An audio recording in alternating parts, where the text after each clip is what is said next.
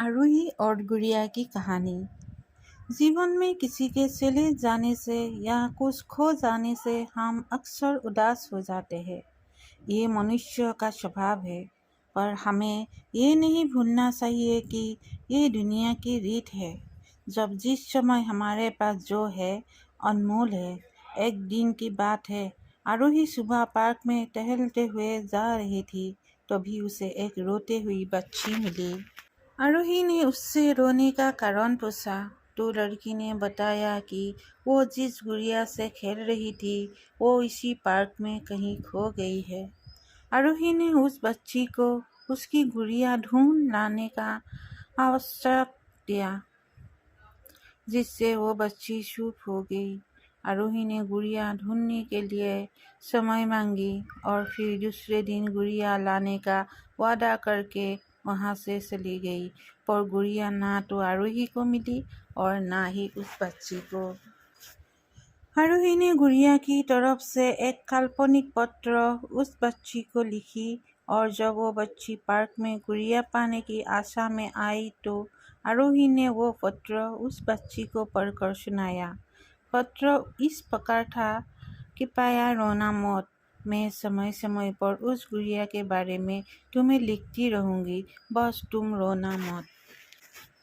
जब आरोही रोज उस खोई हुई गुड़िया की तरफ से काल्पनिक पत्र लिखने लगी और लगभग रोज ही उस बच्ची को पढ़कर सुनाती, जो कि यात्रा का काल्पनिक वर्णन हुआ करता था, आरोही ने इस काल्पनिक लेकिन रोचक वर्णन ने उस बच्ची को रोने नहीं दिया।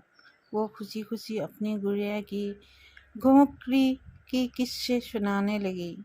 अब वो खुश रहने लगी। एक दिन जब काफी कहानियां हो गई तो आरोही ने एक दूसरे गुड़िया उस बच्ची को ला कर दी। जाहिर है वो गुड़िया बदली हुई थी। उस बच्ची को अपनी खोई हुई पुरानी गुड़िया जैसे नई लगी तो वह आरोही की ओर देखने लगी। आरोही अनजान बनते हुए गुड़िया में चिपकी एक सीट को निकालकर पढ़ने लगी।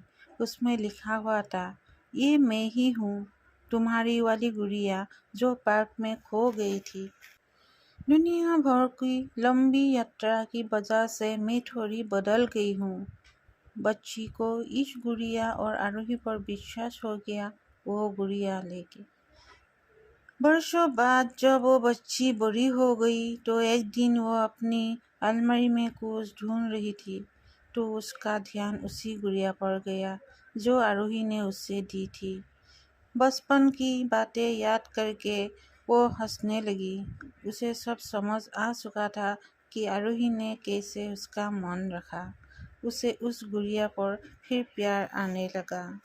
वो उसे बड़े गौर से देखने लगी। तभी उसकी नज़र गुड़िया की फ्रॉक की आस्तीन में छुपे एक छोटे से पत्र पे गई। उसने बड़ी व्याकुलता से वो पत्र निकाला और पढ़ने लगी।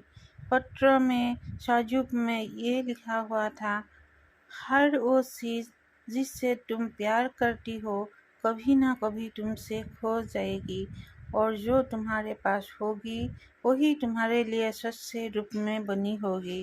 रूप भले ही भिन्न होगा पर प्यार एकदम